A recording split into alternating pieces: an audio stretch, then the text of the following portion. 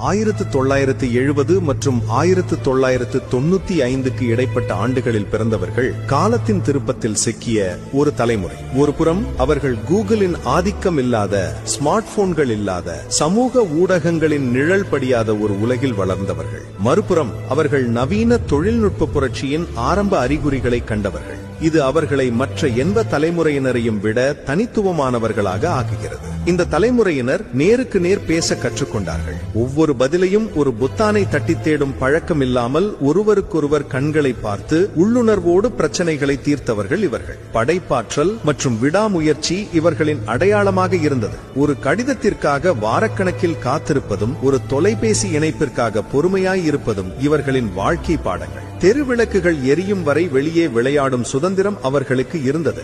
உண்மையில் இந்த பூமியின் சிறந்த தலைமுறையாக அவர்கள் எப்போதும் இருப்பார்கள் என்பதில் சந்தேகமில்லை.